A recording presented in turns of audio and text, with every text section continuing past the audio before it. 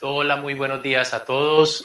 Bienvenidos al panel de Cold Chain Technology. Mi nombre es Dubán Chaverra. Para quienes recién se conectan a este Summit en vivo, les agradecemos nuevamente por participar en este panel. Tenemos el tema de los nuevos retos que enfrenta la cadena de frío en América Latina. Vamos a hablar un poquito sobre novedades en el sector, temas importantes frente a tecnologías, nuevas soluciones, tecnologías complementarias, cómo se está moviendo también un poquito el mercado. Y pues para ello tenemos a tres expertos en el tema, ya muy conocidos por ustedes. Quienes no lo conocen pues se van a dar cuenta del amplio conocimiento que tienen estos tres ingenieros en el sector de la refrigeración en América Latina. Me acompañan los ingenieros Giovanni Barleta desde Barranquilla. Hola, ingeniero Giovanni, ¿cómo está? Buenos días. Buenos días, Dubán, ¿cómo están? Buenos días al equipo y a la mesa. Muchas gracias. Me acompaña desde México el ingeniero Gildardo Yáñez. Ingeniero, ¿cómo está? ¿Qué tal? Muy buenos días a todos y bueno, pues muchísimas gracias por la invitación. Saludos al panel, al ingeniero Giovanni y al ingeniero Sanguinetti. Gracias, ingeniero Gildardo, por acompañarnos. Y también nos acompaña el ingeniero Ernesto Sanguinetti. No lo veo acá en cámara. Quizás se nos desconectó un momentico, pero también lo vamos a mencionar mientras tanto. El ingeniero Ernesto Sanguinetti de la empresa Colimport, que nos acompaña desde Perú. Con ellos tres vamos entonces a conversar un poquito sobre diferentes temas del mercado de la refrigeración. Y pues para entrar en materia y esperando que el ingeniero se nos conecte nuevamente, el ingeniero Ernesto, saben que esto en vivo puede suceder en cualquier momento, pues entonces entremos a comenzar. Bueno, un punto importante antes de iniciar: a todos nuestros asistentes los invitamos a que también se unan al panel, a que hagan sus comentarios, a que formulen sus preguntas en cualquier momento del panel y pues vamos a tratar de leerlas todas si son muchas. Entonces ya saben, ahí en la pestaña de Discuss pueden formular todas sus inquietudes para cualquiera de nuestros tres invitados o pueden hacer cualquier comentario complementario a lo que se va a hablar en el panel. Ya saben que tenemos una hora para ello, entonces vamos a tocar el primer punto. Giovanni y Gildardo, queremos saber desde su experiencia un punto de vista sobre el sector actual de la cadena de frío. Comencemos contigo, Giovanni. Ok, nuevamente gracias y nuevamente un saludo para todos los que se están conectando. En el sector de la cadena de frío, yo quisiera mencionar algunas pequeñas estadísticas. O sea, evidentemente, y como vamos a ver a lo largo de este summit, hay avances, hay nuevas tecnologías y definitivamente estamos avanzando a pasos muy rápidos. Sin embargo, hay todavía estadísticas actualizadas que no nos favorecen mucho. Por ejemplo, el Boston Consulting Group habla de pérdidas de 1.6 billones de toneladas de comida. Eso básicamente equivale a un tercio de la producción total global. Son estadísticas aterradoras. Siempre se escucha el 30% y de ahí creo que de país a país, y más en nuestros sectores y en nuestros países, hay unas pérdidas muy grandes de comidas. Y lo más preocupante de todo esto, que nos afecta a nosotros, dado que esto está más sobre Latinoamérica, es que gran parte de esto se pierde durante la cosecha. O sea, a diferencia de los países industrializados, donde estas pérdidas están más reflejadas en las partes de consumo, en nuestros países tiene que ver mucho con el tema de post cosecha, transporte y almacenamiento. Quiere decir que todo eso está de la mano del tema de la cadena de frío. En Colombia, para mencionarles unas cifras específicas, se desperdician 9.76 millones de toneladas de alimentos. Eso representa el 22% por ineficiencia en el empaque, transporte y procesamiento y el 12% entre almacenes, consumidores y supermercados. Y las cifras siguen siendo todavía muy alarmantes. 72% de las pérdidas de alimentos sucede durante la primera etapa. Estamos hablando de Colombia. Y el 28% restante es producido cuando los alimentos ya están en manos de los consumidores. O sea, que hay un mix entre producción, transporte, post cosecha y también una responsabilidad muy grande de los consumidores. Y esto representa 2.5, 1.8% del Producto Interno Bruto en nuestros países, lo cual quiere decir que hay unas oportunidades muy grandes desde el punto de vista de pérdida de alimentos. Excelente, ingeniero. Qué datos tan preocupantes, pero también, digamos que como dices, como cierras ahí, oportunidades ahí entonces también que se abren con esas cifras que hay que tener en cuenta. Ingeniero Gilardo, ¿cómo es ese análisis que usted también puede hacer generalmente del sector de cadena de frío, desde su experiencia, también de lo que ha visto en México? Bueno, de hecho es una realidad. Se sigue dañando mucha mucho producto, porque bueno, las cadenas de frío, aunque ha demostrado, porque eso es lo que ha demostrado durante todo el 2020, pues incluso logró o ha logrado seguir funcionando hasta con menos personal debido al confinamiento que estamos viviendo en todos los países. Esa cadena de frío se ha sostenido con menos personas y también algo que fue algo que detonó esta situación, la gran inclusión de la electrónica, de toda la automatización.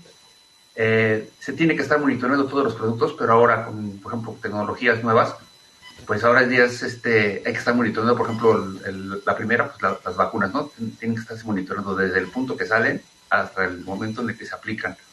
Y ahora, bueno, pues ya todas esas tecnologías quizás ya estaban, bueno, seguramente ya estaban, pero durante el año pasado se detonó el uso de todas estas tecnologías para estar pensando incluso ya normalmente se pensaba en monitorear, por ejemplo, un supermercado que es una instalación grande de refrigeración, y este año ya podemos estar pensando que alguien con su cámara de refrigeración, para esa sola persona representa toda su inversión, depende de esa cámara.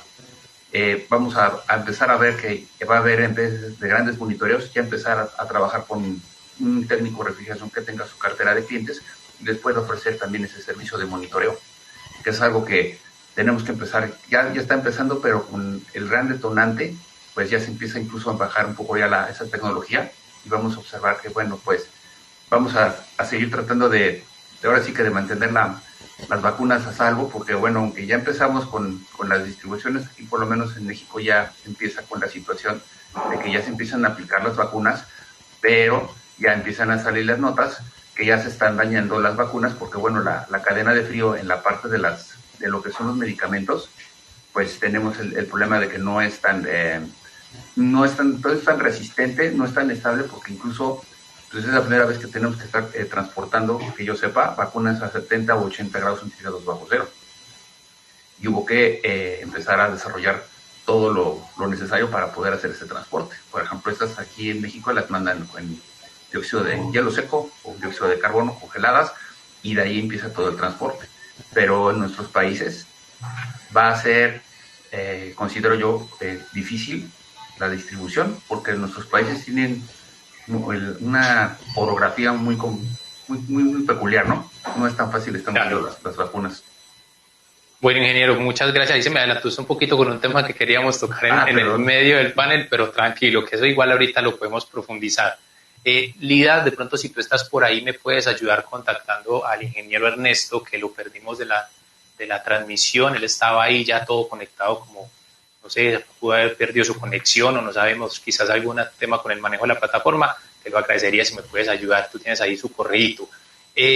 Giovanni, hablemos un poquito sobre los desarrollos. Ya hablamos un poquito sobre tu vista, tu visión general sobre el mercado, sobre las oportunidades, sobre la cantidad enorme de desperdicio de alimento que se da por una mala gestión en la cadena de frío. ¿Qué desarrollos? Ya el ingeniero Gildardo mencionó algunos sobre el tema de la automatización, pero ¿qué desarrollos y procesos evolutivos se ha presentado en la cadena de frío? ¿Cómo has visto esa evolución en los últimos años? Cosas que antes no se hacían, que ahora se están haciendo. ¿Qué análisis haces de eso? Sí, fíjate que nos encontramos en un momento coyuntural. Yo creería que se han juntado muchos factores. Definitivamente, las estadísticas que te mencioné, algunas son 2017, 2018. Tú sabes que las naciones no tienen las cifras actualizadas, ¿cierto? O sea, que digamos que ahí no hay nada que nos impacte.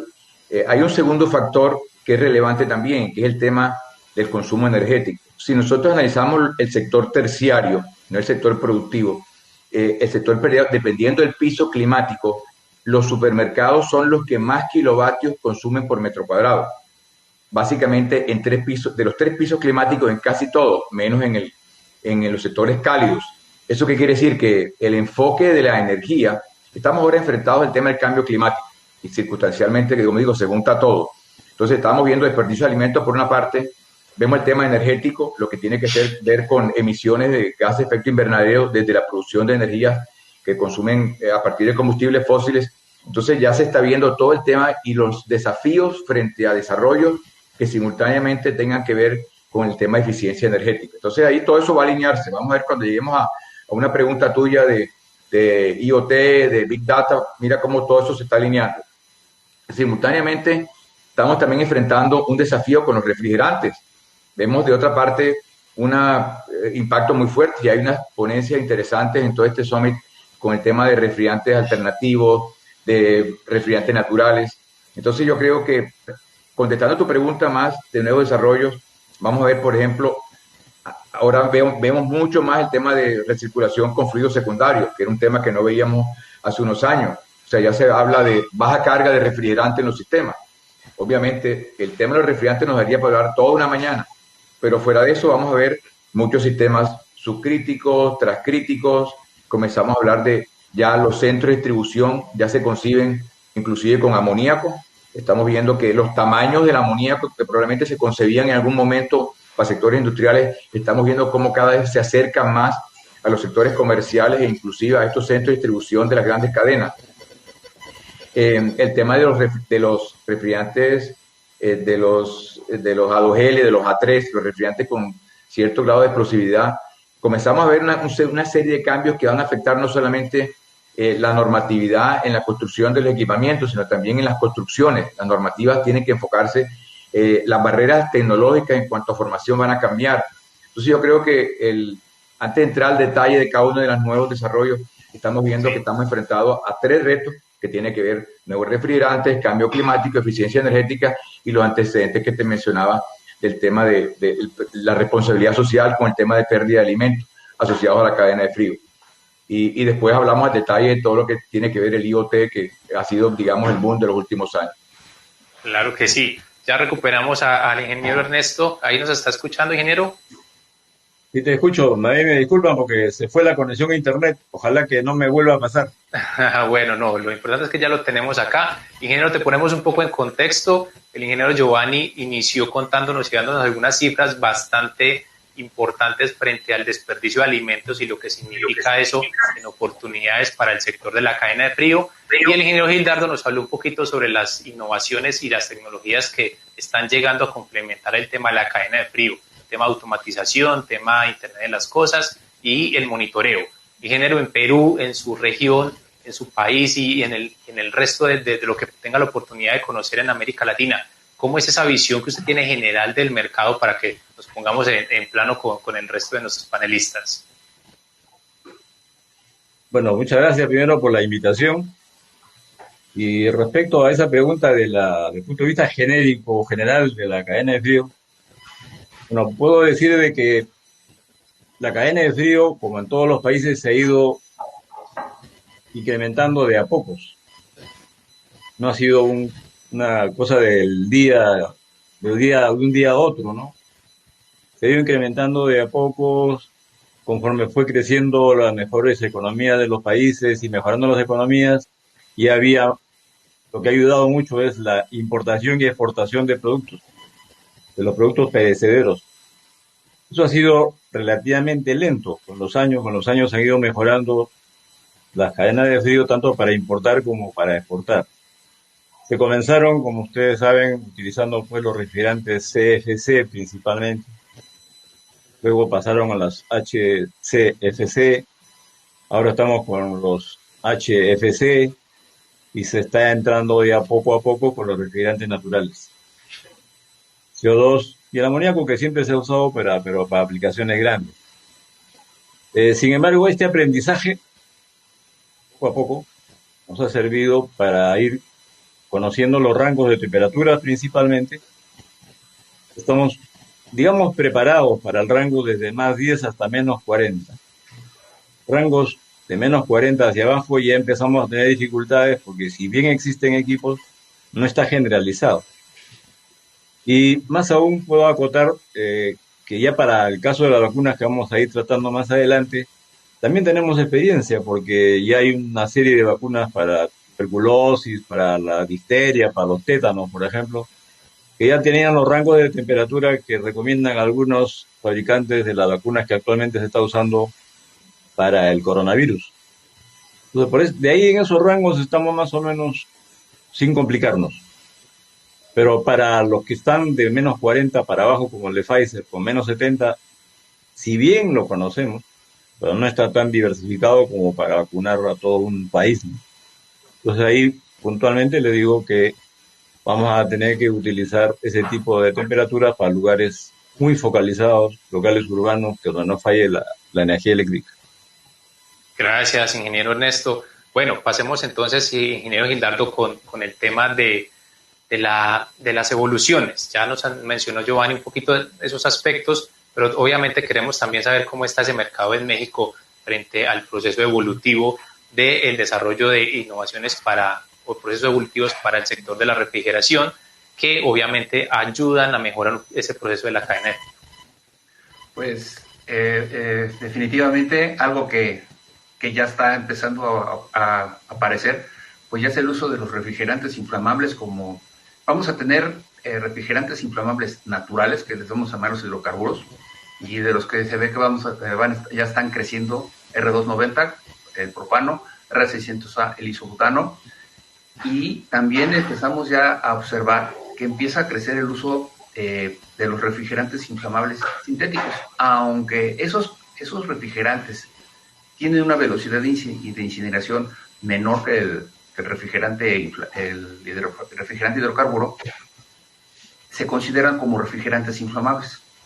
Ahora, esa tecnología ya está arrancando, y en breve empezaremos a ver que en diferentes países empezarán ya a ofrecer las capacitaciones para poder trabajar con esos refrigerantes hidrocarburos, que si se revisan cuál va a ser la técnica de servicio, sin importar si son ligeramente inflamables, A2L, o si son A3, que son refrigerantes hidrocarburos, pues la técnica de servicio es la misma, y vamos a empezar a tener, ya vamos a tener que empezar a hablar, por ejemplo, de áreas de seguridad. ¿Qué tanto puedo, por ejemplo, acercar mi bomba de vacío? No vamos a tener que tener bombas de vacío a prueba de explosión, no, de chispa básicamente, para evitar accidentes. Y todos los que nos dedicamos a la refrigeración, pues tendremos que volvernos a capacitar para podernos empezar a alejarnos del uso de los refrigerantes HFC de alto potencial de calentamiento global. Pero los que van llegando nuevos van bajando el potencial de calentamiento global, pero empiezan a subir su inflamabilidad. Es una paradoja. Vamos bajando y se van volviendo ligeramente inflamables o con refrigerantes inflamables. Es algo que nos tenemos que adaptar, y nos tenemos que adaptar rápido. Yo espero que seguramente este año ya empiecen a operar en diferentes países ya ese tipo de refrigerantes, y por el próximo año seguramente ya vamos a empezar a tener normativa, que es algo nuevo. Vamos a utilizar refrigerantes ahora inflamables. No, por ejemplo, el reglamento de aquí de instalaciones eléctricas de México no tiene separado refrigerante ligeramente inflamable o inflamable, simplemente es inflamable o no es inflamable. Y con esas normativas como vamos a empezar a trabajar incluso las instalaciones eléctricas de las cámaras de refrigeración. Todo va a incrementar la seguridad, y como mencionó bien el ingeniero Sanguinetti y el ingeniero Barletta, vamos a ir reduciendo el consumo de energía. O sea, se va a ir reduciendo el consumo de energía, los equipos se van a volver más eficientes, pero a cambio, pues vamos a tener que empezar a trabajar con refrigerantes que no conocemos, son sustancias, pero básicamente se reduce a capacitación. Muy bien, ingeniero. Como decimos en algunos países, escoge tu veneno, o te ayudas al planeta o es inflamable, pero no hay felicidad completa por ahí, como dicen. Giovanni, hablemos un poquito contigo sobre, ahora sí, mencionemos los avances ya bien puntuales, destacados del sector de cadena de frío. Ya hablamos un poquito sobre el tema de refrigeración, pero un poquito sobre cadena de frío, avances, y eso era lo que estaba mencionando en su introducción el ingeniero Gildardo.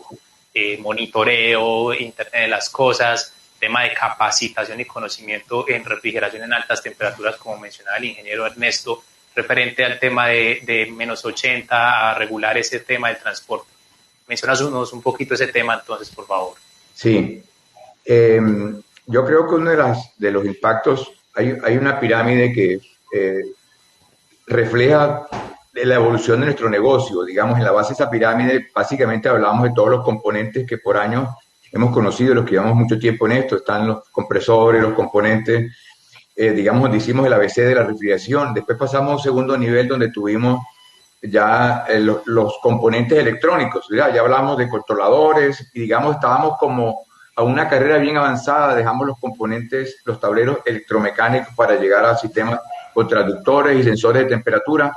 Y en la punta de esa pirámide vamos a encontrar ahora el Internet de las cosas, ya no solamente tener control electrónico, ahora lo que estamos necesitando es que se conecten y no solamente que se conecten y que yo pueda tener esa data, ya estoy pensando en inteligencia en la cadena de frío. O sea, yo tengo inclusive una frase que saqué de varios artículos donde se hablaba de que la tendencia mundial es que hay que hacer diseños de sistemas inteligentes de cadena de frío, o sea, que sean capaces de, sobre la información que tienen, no solo almacenarla, sino sacar comportamientos, sacar tendencias. Y de eso va a impactar los tres ejes que mencionaba yo inicialmente. Uno de ellos, evidentemente, es el tema de pérdida de alimentos. Es decir, voy a detectar a tiempo cuando las temperaturas en la cadena de frío se están alterando. Vamos a hablar de la geolocalización, inclusive, de que tengo unos data logger que están capturando información, inclusive en los mismos cuerpos de las cajas y las vacunas. Ya hay una normativa ahora que hablemos más de vacunas, vamos a hablar más de ese detalle. Pero hablando de tecnología y de Internet de las cosas, la posibilidad de no solamente tener la data, sino de procesarla e encontrar tendencias que apunten básicamente, primero, el tema de desperdicio de alimentos. Y fíjate que hay una estadística bien interesante. Por ejemplo, se habla de que si yo, por ejemplo, el sistema de monitoreo en la cadena de frío reduce el 50% del desperdicio de los productos. Y si se considera que en América Latina el promedio es el 8%, está asociado a ese transporte, estamos hablando de una reducción del 50% de ese billón de dólares que podemos recuperar en el tema de las pérdidas que hay del alimento. Entonces, en el tema de transporte. Entonces, fíjate cómo ya estamos pensando no solamente desde la cosecha hasta el consumidor final, cómo hacemos una trazabilidad y cómo se hace un análisis de esa data. Entonces, ahí está el tema de alimentos. Después pasamos al tema de energía. Cómo desde la data y desde la conectividad yo puedo pensar en buscar tendencias, en hacer inclusive adaptaciones a ese sistema frigorífico que está trabajando, para al final del mes no después medir cuánto consumió, sino tomar acciones en línea sobre esa central de frío. Y puedo lograr que esa central de frío pueda hacerle ajustes, ya sea en los settings de temperatura, en los settings de presión, en las alarmas. Y fíjate que las estadísticas hablan de que yo puedo con el monitoreo lograr un 15% de ahorro de energía. Y te estoy hablando de cifras de disminución y pérdida de alimentos, de aumento en la eficiencia energética con el monitoreo. O sea, el monitoreo no es un lujo, es decir, yo quiero una cantidad de datos, sino que tengo la capacidad de analizarlos y tomar tendencias que me minimicen esas dos variables. Y después te voy a mencionar una tercera también, que tiene que ver la capacidad de ese Internet de las cosas de anticiparse al mantenimiento. Es decir, cómo desde el análisis de datos puedo prevenir fallas en compresores, puedo prevenir disminuir la intervención en los componentes en manos de obra. Entonces ya no tengo que pensar que el técnico va cuando se descompuso un alimento. Yo puedo decir, mira, tienes 2 alarmas, ya las reseteé, pero tengo que solicitar un servicio. La vida de los componentes se va a ir alargando en la medida que yo puedo. Entonces estamos hablando de mantenimiento, estamos hablando de eficiencia energética y estamos hablando de pérdida de alimentos. O sea, el IoT es transversal en esos 3 ejes para poder lograr cómo puedo mejorar el tema de cadena de frío bajo esa óptica. Súper interesante, Giovanni. 50% de ahorro en el tema de desperdicios, y es una cifra bastante elevada. El transporte, imagínate, esos son varios millones de dólares. Es muchísimo dinero. Ingeniero Gildardo, ahí, bueno, mencionamos que el ingeniero Ernesto se nos volvió a ir. Esperemos que recupere su conexión pronto. Y le recordamos a la gente, antes de ir contigo, Gildardo, que haga sus preguntas, que formule sus inquietudes, que hagan sus comentarios, cualquier duda que tengan frente a este tema. Pues ahí tenemos a nuestros panelistas, aprovechenlos, es una oportunidad única que tienen para hacerle también sus consultas. Y si no quieren preguntar, por lo menos escriban ahí, cuéntenos desde dónde están conectados, desde qué ciudad, desde qué país o desde qué empresa representan. Todo eso nos sirve también para generar una buena interacción. Ahora sí, Gildardo, cuéntanos un poquito. Esto que comentaba Giovanni es todo soluciones, son todas soluciones que significan dinero. ¿Has visto ya la implementación de estas soluciones en México? ¿Ha funcionado este tema? ¿Se ha masificado o todavía estamos en ese proceso de desarrollo? De hecho, sí se está intensificando y se está empezando a masificar. Sin embargo, está muy enfocado a instalaciones de refrigeración, por ejemplo, como de un tamaño de un supermercado, instalaciones grandes. Pero también ya, por ejemplo, aquí les podría platicar de un caso de una tienda de conveniencia que es muy grande aquí en México. El caso es que tiene 18,000 tiendas. Todas las tiendas están monitoreadas. Todas. Tienen que saber cuánta energía están consumiendo, precisamente para que ellos les ayude a reducir sus consumos de energía y que se reduzcan las mermas que tienen en las tiendas, porque quizás una persona, pero imagínense operar 18,000 cámaras de refrigeración y estarlas monitoreando todas. Lo van monitoreando y todavía va a crecer, pero en mi opinión, seguro que vamos a empezar a ver esas tecnologías, pero ya dirigidas a un tablajero, a un restaurante pequeño, en los que puedan estar monitoreando, pero también va a depender del nivel de capacitación del técnico para que tenga esa información, esos datos y los pueda interpretar y pueda establecer sus estrategias de mantenimiento o ver por qué se le sube el consumo de energía y poderlos estar monitoreando, porque la meta mundial pues es reducir el consumo de energía, tenemos que hacer los equipos más eficientes. Pero sí está creciendo, pero yo creo que en poco tiempo esa misma tecnología ya va a apuntar no quizás a una cadena grande, sino a una persona que tenga su cámara, porque depende de ellos nada más, tipos de instalaciones pequeñas. Eso también va a ir monitoreado. Muy bien. Ahí ya volvió el ingeniero Sanguinetti. Volvamos a poner un poquito en contexto. Estamos hablando, ingeniero, sobre el tema de los avances destacados para el sector de la cadena de frío. Giovanni nos dio ahí unas cifras súper importantes frente a cuánto puede significar tener tecnologías complementarias en cadena de frío, como el monitoreo, la Internet de las cosas, en precios, en digamos, ahorros, en dinero. En Perú, ¿cómo se está implementando eso, ingeniero? ¿Cómo ha visto la implementación de tecnologías complementarias en los procesos, en las plantas, en los supermercados, para todo el tema de cadena de frío? Bueno, espero que no me dé otra pasada mala la conexión. Todo el mundo está trabajando de su casa. Es el gran problema que hay ahora, ¿no? Exactamente. Entonces se va la señal a cualquier rato. Bueno, acá en el Perú, definitivamente, casi coincidimos con lo que ha dicho Giovanni y lo ha dicho Hildado, ¿no? El agregado que yo puedo dar a lo comentado, porque sería repetir lo que han dicho, es de que todo esto del avance de la cadena de frío a lo largo de los años, y sobre todo ahora con la pandemia, ha enseñado, además de la automatización para las máquinas, ha enseñado la gran higiene que debe tenerse dentro de las cámaras frigoríficas, el manipuleo de los productos alimenticios, que todo debe estar supervisado y controlado, inclusive para la calidad del agua que se utiliza para los lavados de ciertos productos, que también ha entrado la automatización. Ahora hay lavadoras automáticas, hay controles de pH automáticos, además de todo el IoT que se está usando para la refrigeración, también lo están usando para ver el estado de conservación de los productos antes de que ingresen a las cámaras frigoríficas, que es una gran ayuda para que los alimentos perduren más tiempo de lo que estamos acostumbrados. Y eso nos está sirviendo para irnos preparando en tan corto tiempo para que en las vacunas también ocurra lo mismo, ¿no? Eso, el Internet puede ser muy interesante, lo que quieran, pero cuando en algún momento se corta la refrigeración dentro de una cámara frigorífica o dentro de un camión refrigerado y no actuamos de inmediato, ¿para qué sirve el Internet de las cosas? Para nada. Tiene que ser un aviso de inmediato y para que el servicio de recuperación de la temperatura también sea inmediato.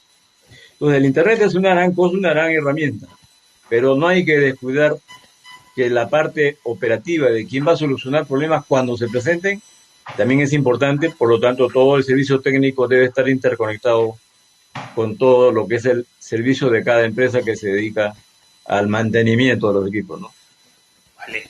Giovanni, el servicio técnico, como menciona el ingeniero, ¿está ya interconectado o hay digamos, un eslabón roto en ese proceso? No, fíjate, Duván, que tenía algo para mencionar.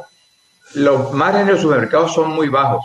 El FMI habla de que los supermercados ganan abajo, después de impuestos, entre 1.5 y 2%, y eso no es ningún secreto. Tú miras los estados financieros de los supermercados, ganan muy poco.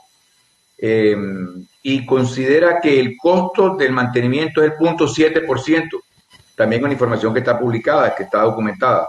Entonces, si tú con el Internet, con el IoT, puedes anticiparte a las fallas, puedes reducir el 25% de los costos de mantenimiento de la conectividad. Estamos hablando que eso en cifras y con el permiso de Gildardo, eso hacen en México algo como 68 millones de dólares, que son estadísticas que conseguí de México, solamente la reducción de los costos de mantenimiento por el tema de conectividad.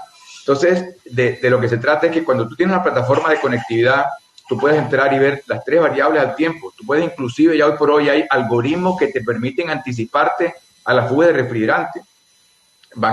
Hay regulaciones en diferentes países donde vas a tener que hacer inspecciones y esas inspecciones van a depender del número de sensores que tengas, y si tienes dispositivos electrónicos con algoritmos que te anticipan a la falla, tú no tienes que esperar el día 30 que el equipo se quedó sin refrigerante. Tú puedes hacer unas detecciones indirectas. Es decir, que tú puedes comenzar a parametrizar las variables de funcionamiento del equipo y anticiparte al 20% del tiempo que va a ocurrir una falla y comenzar a buscarla, y no hacerlo de la manera tradicional como lo hicimos por muchos años. Cuando ya el equipo no enfría, buscamos la fuga, la corregimos y recargamos. Entonces, hay que involucrar el tema de emisiones de gases de efecto invernadero, eficiencia energética, pérdida de producto, y cómo yo desde la conectividad puedo hacer todo el tiempo predictivo, anticiparme y tener los compresores, por ejemplo. Muchos de ellos ya tienen un dispositivo electrónico que permite que tú en ese IoT le saques la data y la transmitas. Estamos hablando que muchas cosas de esas están en tiempo real. Entonces, en la vida de los componentes van a durar mucho más, y el costo de mantenimiento tiene que abaratarse en la medida que la tendencia es hacer tiendas de conveniencia en lugares muy distantes. O sea, todas esas posibilidades de conectarse, no conozco la geografía exactamente que mencionaba el ingeniero Gildardo, pero entiendo que todas esas cadenas y supermercados que menciona están en sitios periféricos, y el desplazarse no van a tener un técnico en cada tienda. Entonces, en la medida que se puedan disminuir los costos de desplazamiento por el tema de conectividad, va a haber costos de mantenimiento más bajos y asociado a todo lo que mencionábamos anteriormente: pérdida de alimentos, la seguridad alimentaria y muchísimas cosas más. Entonces, yo creo que sí, definitivamente hay una tendencia a disminuir los costos de mantenimiento asociados a la Big Data. Gracias, Giovanni. Excelente ese punto de vista. Tenemos una pregunta ya de Carmen Herrera. Ella comenta: buenos días, excelente panel, felicidades. Dice: entonces se puede decir que en cuanto al manejo de alimentos hay que profundizar más en el manejo de los mismos, es decir, más capacitación en producción, bioseguridad en toda la cadena de producción y distribución, es decir, conocer más, esas siglas no las tengo ahí identificadas, HACCP, y cruzarla con los calores específicos y los demás de los alimentos. ¿Identifican las siglas HACCP? No así de primera. Bueno, pero ahí sí podríamos comentar un poquito lo que ella pregunta, si es necesario entonces, en cuanto al manejo de alimentos, profundizar en el tema de capacitación, en producción, en bioseguridad. En este momento es necesario. Gildardo, ¿usted qué nos puede comentar al respecto? Yo que ahorita estaba pensando, acá por aquí en México tenemos nuestras normas, ¿no? Y se dice que uno tiene que revisar cómo llega, en qué temperatura va a entrar una cámara, si se queda o si es una aceptación o un rechazo. Pero revisan todas las normativas y en ninguna parte es, por ejemplo, obligatorio el monitoreo electrónico. Dicen, sí se tiene que monitorear, pero no es algo obligatorio. Algo que creo que debe de suceder, que todas esas implementaciones de tecnologías se vuelvan en alguna parte obligatorias, para que entonces podamos tener mejor control. Es como decir, bueno, sí hay que monitorear, pero no hay ningún artículo que le diga, bueno, lo tienes que hacer de esta forma o con esta tecnología. Es algo que vamos a empezar a ver todos, que se tiene que empezar a hacer de alguna forma de tipo obligatorio. Por ejemplo, el control de las fugas, ¿no? En el momento que detecte fuga, dice, pues sí hay que controlar las fugas, sí, pero necesitamos que lleve un control y que se esté monitoreando, ¿no?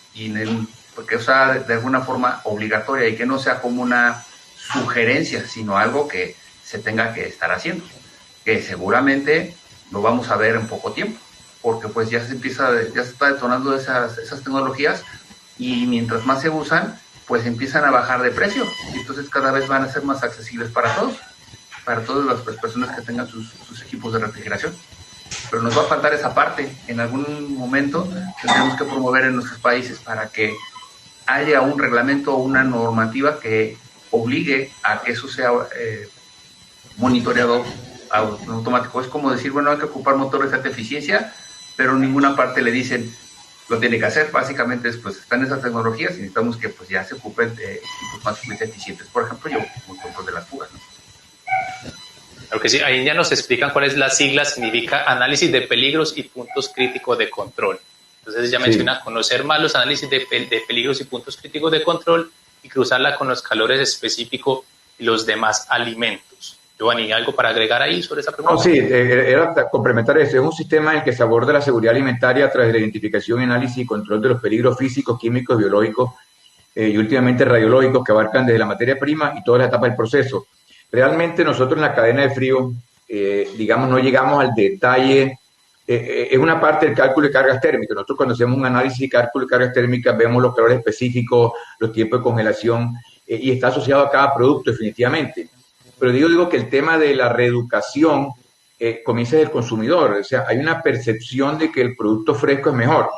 Entonces eso hace que en algún momento el consumidor no entienda que si el producto está bien tratado desde el inicio, desde la cosecha hasta el consumidor final, la cadena de frío debe mantener las características alimenticias, de calidad, de percepción y de textura. Entonces, también el tema de una barrera, digamos, social, el tema de, como en un supermercado que ponen un pollo recién sacrificado en una vitrina expuesto, porque es una cultura de la gallina fresca o de la gallina recién sacrificada. Pero si el consumidor va entendiendo que la cadena de frío le garantiza las características en sabor y en propiedades, tú vas a ver que los lineales en los Estados Unidos de productos congelados son grandísimos. Y eso va cambiando mucho dependiendo de las culturas y la gastronomía de cada país. Entonces yo creo que digamos que el manejo del alimento como tal obliga, obviamente, del sacrificio, de la recolección, en unas normas, como mencionó el ingeniero Guildardo, que tienen que estar perfectamente identificadas, reguladas, normatizadas, pero también hay unas responsabilidades del consumidor, que hace con ese producto, no es que hace una compra y lo deja en el baúl del carro y después sale a hacer un par de vueltas. Entonces, todo ese tema de la salud y el tema de la seguridad alimentaria está en todos los componentes, pero digamos que un reanálisis, una reingeniería de calores específicos, de los calores latentes, de las temperaturas, digamos que están muy bien documentadas en todos los textos de cálculo de cargas y en todos los textos de conservación y este HCCP que mencionaba. Pero sí, digamos, cómo se llevan a un estándar donde se pueda garantizar que el consumidor final, cuando toma un producto de un anaquel, se le garantiza que ese producto cumple con todas esas normas alimentarias que estamos mencionando. Perfecto. Bueno, vamos a entrar al tema de la pandemia y el tema de las vacunas. Eso es un tema bastante importante. Muchas gracias, Carmen, por tu pregunta. Ingeniero Ernesto, ¿cómo usted vio que se desenvolvió el tema del sector de refrigeración y de cadena de frío ante toda esta situación de la pandemia? ¿Qué análisis puede hacer frente a cómo se desenvolvió este sector en Perú? ¿Qué vio? ¿Cómo lo vio? Bueno, como mencioné en mi primera intervención, con la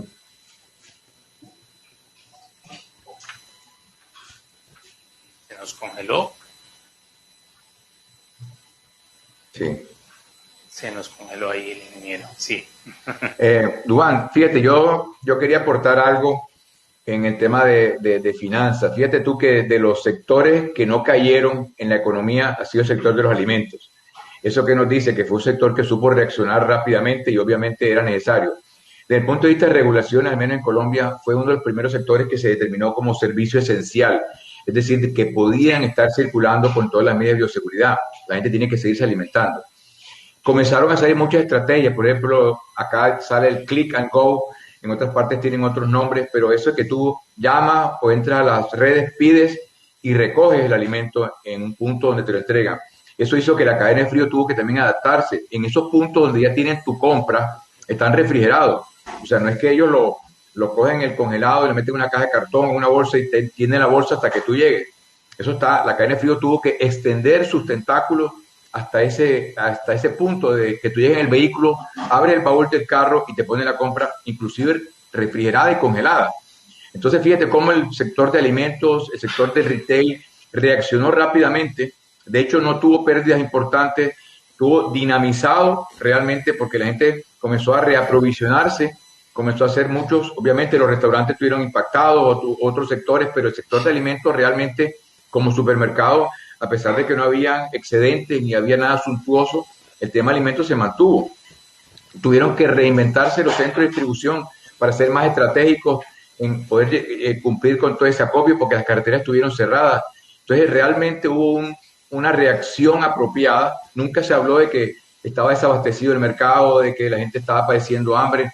Eso no fue lo que ocurrió. Obviamente hubo sectores desatendidos, porque y eso tenemos que saber que en todos nuestros países hay una escala de sectores económicos donde hay unos más beneficiados que otros y había problemas en llegar, hay una inequidad que todos la conocemos, pero finalmente el sector como tal se adaptó rápidamente, introdujo nuevos cambios, inclusive cuando abrieron los supermercados habían rutas para que la gente hiciera por los pasillos y no entrara en contravía, no se encontrasen en los anaqueles al mismo tiempo, habían distanciamiento entre un comprador y otro. Entonces yo creo que el sector fue muy creativo con el tema de plataformas de compra, de click and go, y creo que realmente esa fue la primera reacción en cuanto a alimentos, sin mencionar el tema de vacunas, que es el que estamos ahora tocando recientemente.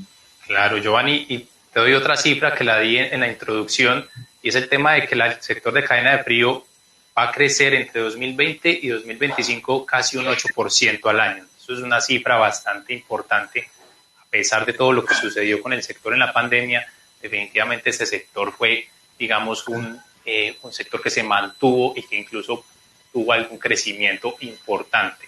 Y fíjate, para concluir, discúlpame, Duván, para concluir, tranquilo, la proyección del 2021 en los hard discounts se habla de más de 1.000 tiendas se van a abrir en el 2021, en tres hard discounts que están en Colombia, que venían creciendo a un ritmo de 700 a 800 tiendas, parece que tienen que recoger lo no hecho en el 2020. Entonces, claro, las expectativas de crecimiento, como tú acabas de decir, son tremendas. O sea, sigue siendo un sector de mucha, digamos que reaccionó rápidamente y el consumo sigue siendo a los niveles que se esperaba, inclusive las cifras que tú dices son elocuentes en ese aspecto. Exactamente. Bueno, tenemos una pregunta de Daniel Arturo Martínez, pero ya te la vamos a formular, Daniel, porque quiero terminar con el ingeniero Ernesto, que le estaba comentando en Perú cómo había visto que se desenvolvió el mercado de cadena de frío durante la pandemia. Ahí cuando ya no se iba a responder porque se le cortó. Sí, lamentablemente se cortó de nuevo. Bueno, como mencionaba, pues nos sirvió bastante el conocer un poco de las vacunas, pero las temperaturas de conservación siempre estaban a la expectativa de cada laboratorio lo determine, ¿no? Mientras tanto, sirvió para que el comportamiento ya se vaya analizando desde el punto de vista de los recursos humanos que se necesitaban, los recursos materiales y sobre todo los recursos financieros. O sea, no todo era pues refrigeración, ¿no? Toda esta de la cadena de frío tenía que estar suplementada y considerada y con base de recursos humanos, los recursos materiales, para ver si teníamos la suficiente cantidad de transporte refrigerado, cámaras frigoríficas, etcétera, y los recursos económicos, que es lo más importante, para ver si alcanzaba o no alcanzaba para adquirir lo que se quería adquirir. Y en un tan corto tiempo, ¿no? Porque imagínense, solo entre 9 y 10 meses se ha encontrado una vacuna. Récord de récords. Todas las vacunas demoraban años y se demoraban inclusive hasta en repartirse.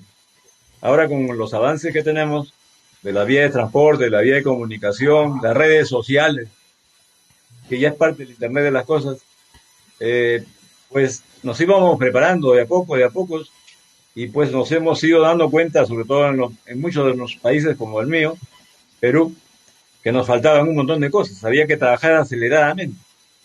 Entonces de ahí es que ya teníamos claro que había que tener un almacén central para recibir las vacunas, había que hacer una distribución regional, luego había que hacer una distribución local, que es lo que se está haciendo ahora, ¿no? Porque nosotros recién hemos recibido la vacuna en este mes de febrero, recién un primer lote de 1 millón de vacunas, con problemas que están saliendo en los periódicos que no nos imaginábamos que iban a ocurrir, que en la mayoría de países quieren aprovecharse siempre. Claro. Ante eso no lo voy a comentar, léanlo. Pero increíblemente eso afecta la credibilidad. Y eso estamos padeciéndolo, ¿no? Pero hay una programación con respecto a las vacunas que después vendrán, porque Perú está haciendo contratos con otras firmas, que posteriormente lo voy a mencionar, donde ya hay una variable ya de temperaturas para que nos vayamos acomodando a ello. Pero en términos generales nos ha servido para saber que debe haber almacenamiento central, almacenamiento regional y almacenamientos locales para ir justamente a la cadena de frío para ver cómo se va a comportar en cada uno de esos sitios, porque cada vez va a haber cámaras más chicas y cada vez que las cámaras son más chicas están más susceptibles a que sus temperaturas varíen con facilidad. Cuanto más grande es una cámara es mejor. Hasta sin refrigeración se mantiene por varias horas hasta días. Pero cuando conforme se van achicando ya hay problemas. Para llegar a las zonas rurales hay que tener hasta cajas térmicas. Por lo tanto nos preocupamos siempre del IoT, que la automatización, todo, y hay que tener mucho cuidado en la última fase. Esa última fase es delicadísima. Entonces yo voy a insistir más adelante para que vean que no hay que descuidar la última fase porque a veces se rompe ahí la famosa, el último eslabón de la cadena. Claro que sí, ingeniero Ernesto. Vamos a hacer una pregunta, la consulta que nos hizo en principio Daniel Arturo Martínez.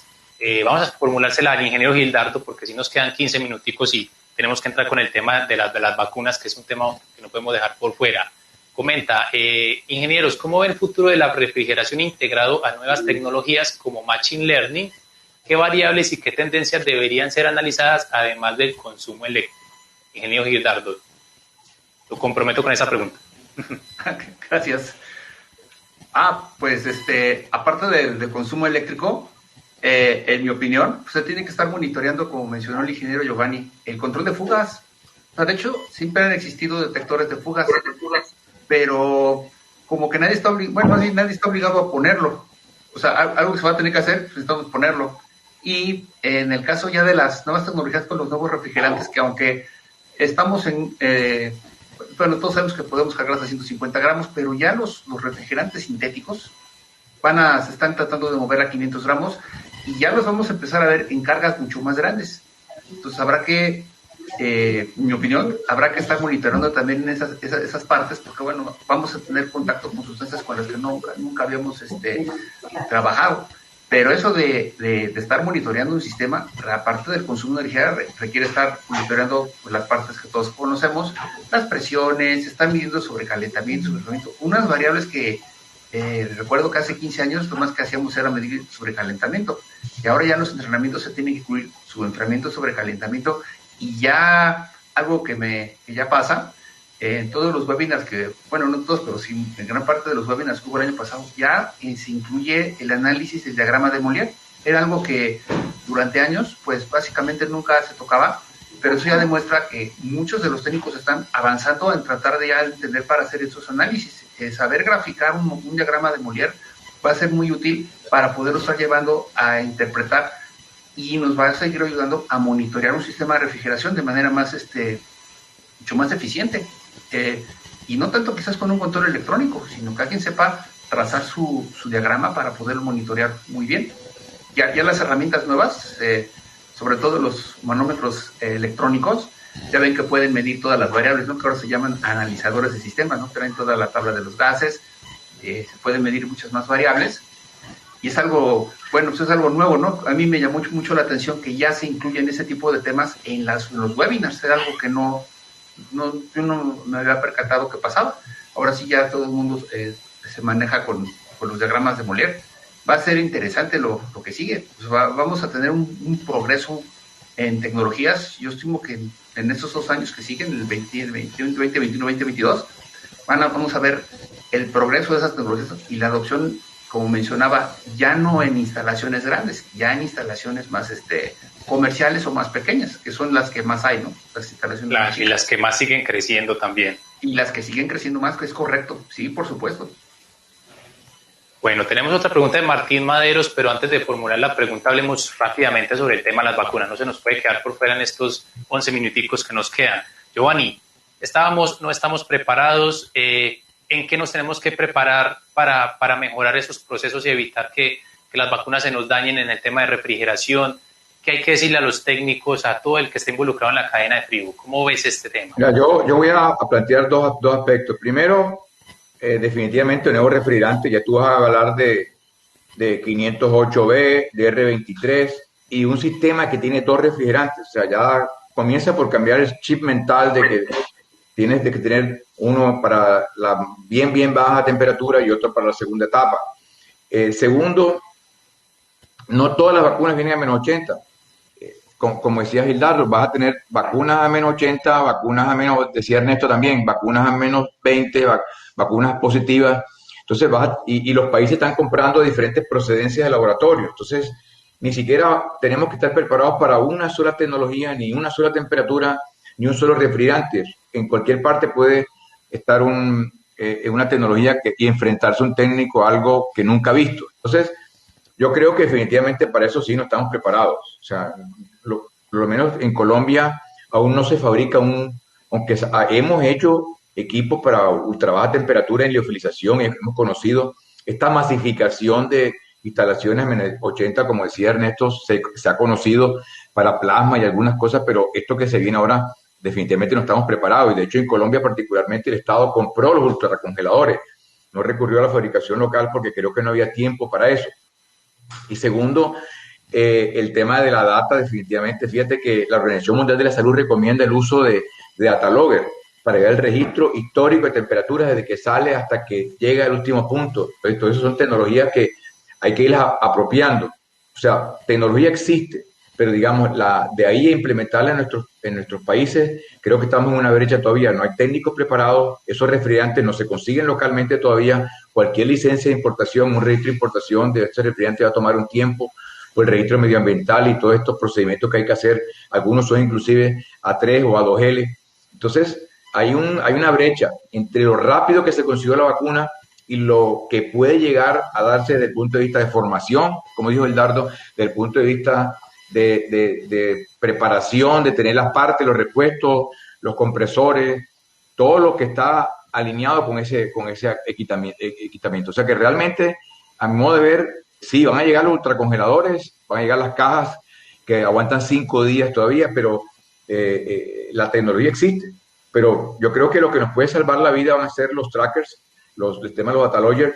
Hay unas tecnologías muy avanzadas, como por ejemplo GSM, que es más confiable que el mismo GPS, para tener el tema de geolocalización. Entonces, va a llegar todo eso y nosotros vamos a estar, digamos, recibiendo información a una velocidad muy rápida y tenemos que estar reaccionando a información, en tener partes para reposición, pero nos coge de sorpresa definitivamente. En el sector de la refrigeración nos toma de sorpresa esas aplicaciones, definitivamente.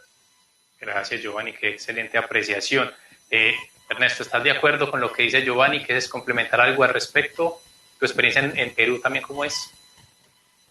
Sí, definitivamente, bueno, nos ha servido el tiempo que no habían vacunas para irnos preparando, por lo menos en la parte preliminar.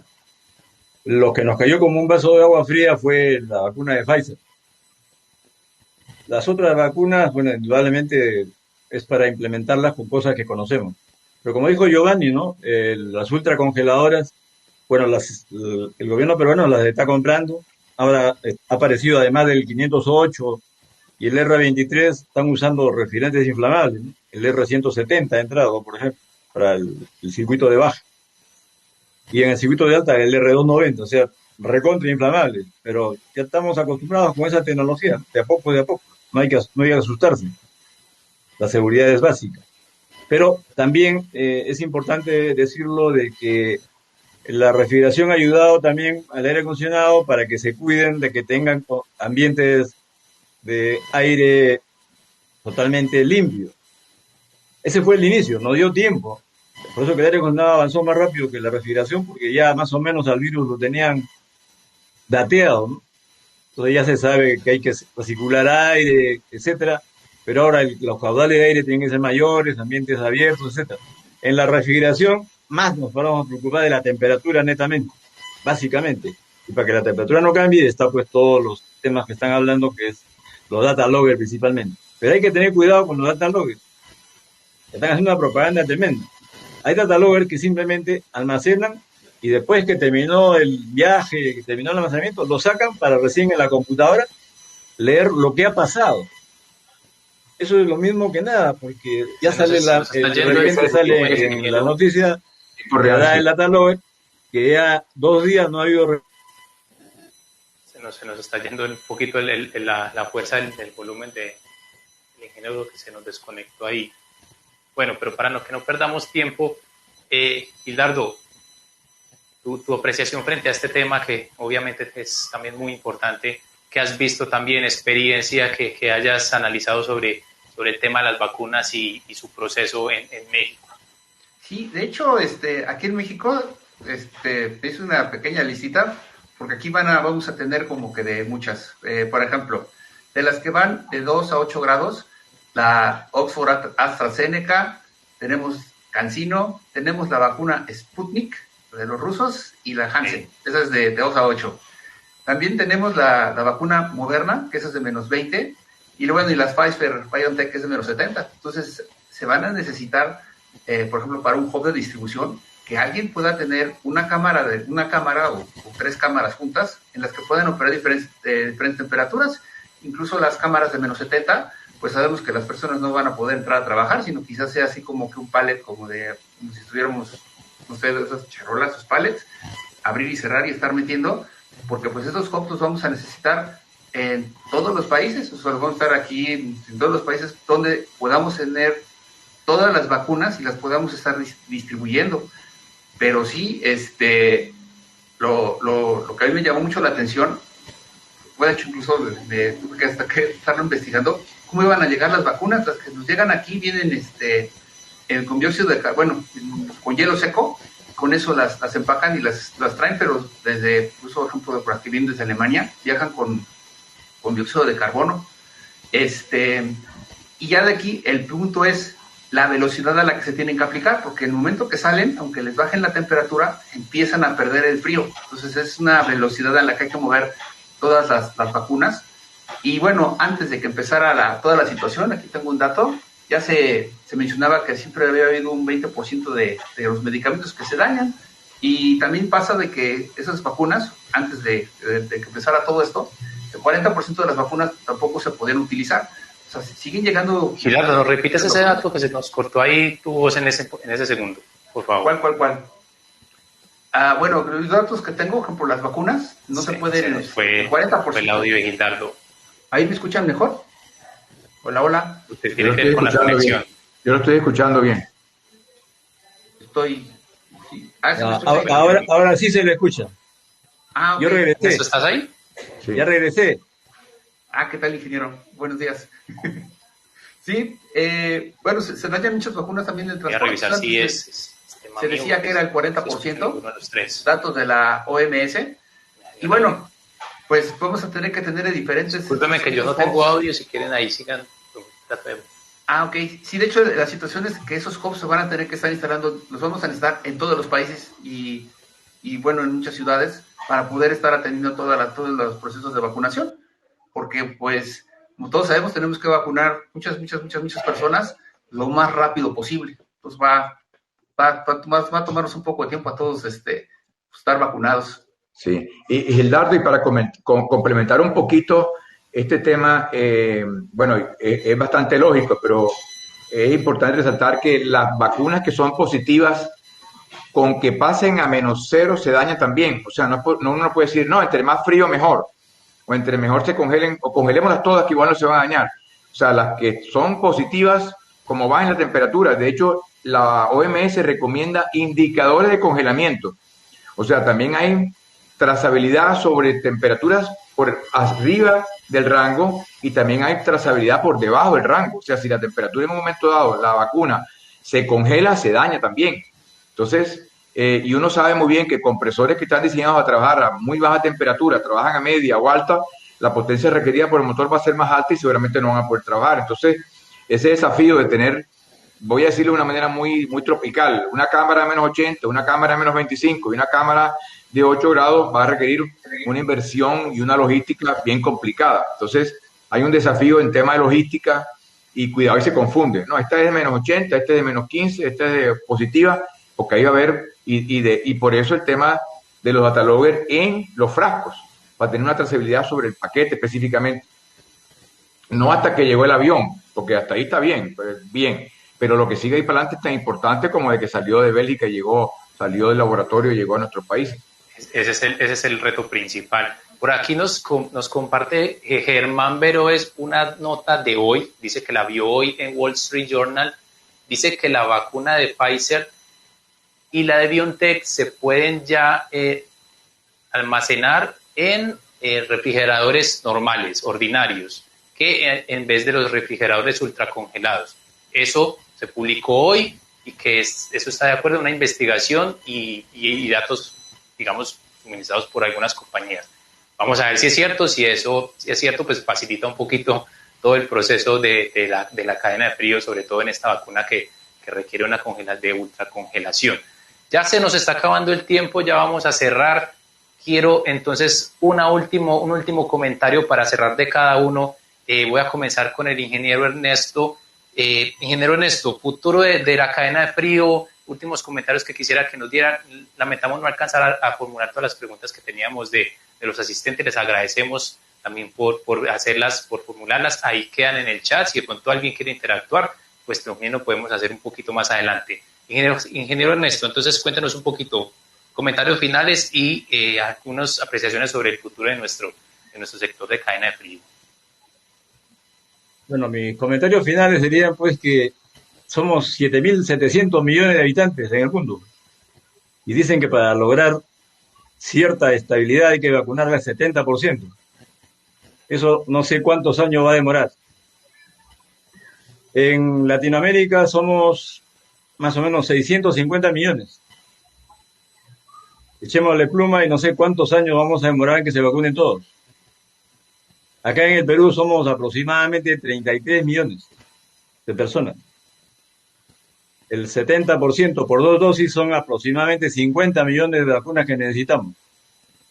A lo largo de este año se ha hecho una programación con 2, 4, 6, 8, con 9 laboratorios. Hemos comenzado nosotros con la vacuna china de Sinopharm. Se viene después la AstraZeneca, que también ya está comprada. Johnson & Johnson, que da una luz de esperanza para disminuir la dosis, que dice que va a necesitarse una sola dosis y que felizmente también se almacena a temperaturas positivas. Está hecha ya todas las regulaciones y firma de contratos con Pfizer para comprar aproximadamente 20 millones de dosis. Pero esa noticia que me das es novedosa para mí porque yo sabía que se había de conservar al menos 70, pero solo demoraba entre más 2 y más 8 aproximadamente 4 a 5 días. Lo suficiente para descongelarla y vacunar, ¿no? Porque son vacunas congeladas. La de menos 20 y menos 70 son vacunas congeladas. Hay que descongelarlas por lo menos durante un día para empezar a vacunarlas. Bueno, esa noticia que me das es interesante porque por las puras han estado haciéndonos comprar ultracongeladoras. Y también mencionar de que esta pandemia ha desnudado a los sectores pobres. Nosotros nos preguntamos por qué sale la gente a pesar de que le dicen que debe estar confinada. Nos hemos dado con la sorpresa que el sector pobre no tiene refrigeradora. El último eslabón de la cadena estaba roto, no existía. De ahí que esto contribuyó mucho al contagio, porque la gente, aunque estaba con la prohibición de salir, salía. Y no nos imaginábamos que es un sector que no tenía la refrigeración, que para nuestro caso es el último eslabón de la cadena, en el sector alimentario. Eso contribuyó a la mayor cantidad de gente infectada. Y encima, con la desnutrición que existe en esos sectores, pues lógicamente más fácil lo atacaba el virus porque había menos defensa. Entonces, complementando ya, por último, es fácil aplicar el IoT, la automatización, todo en empresas que están bien formadas, bien organizadas, bien grandes. Pero en los mercados municipales, en los mercados distritales, ese es un gran problema que tenemos que trabajarlo. Hay que trabajarlo muy, muy fuerte para que se vayan concientizando que deben invertir plata, pero es para su bien. Muchos dicen, no, me estás engañando para venderme los productos que tú me ofreces. A muchos nos ha ocurrido eso.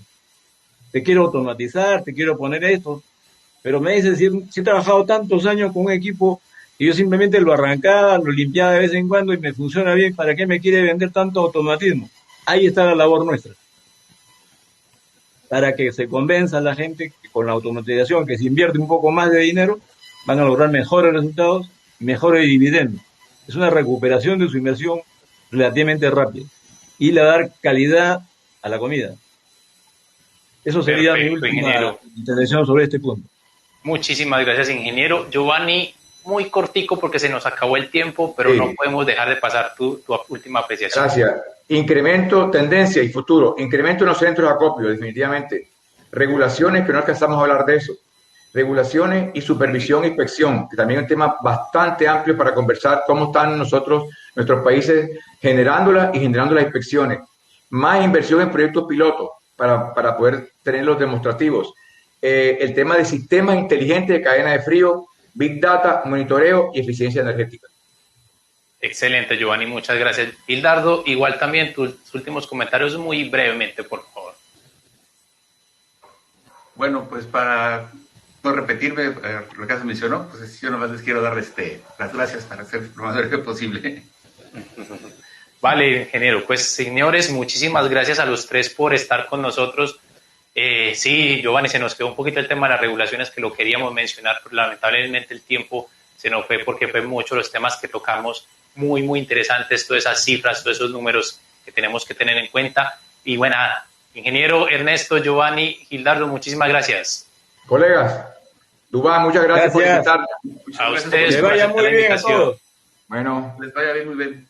Muchas A gracias. nuestros asistentes también muchísimas gracias por estar en este panel. Los invitamos entonces a pasar a la sesión número 2, que es un tema ya con nuestros invitados y nuestro patrocinador FB2, que nos va a presentar las diferentes soluciones que tienen para el sector de cadena de frío. Entonces ya viene FB Refrigeración con la siguiente sesión. Muchas gracias a todos por participar y bueno, esperemos que nos acompañen o los invitamos a que nos acompañen en esta próxima sesión. Hasta luego, gracias a todos.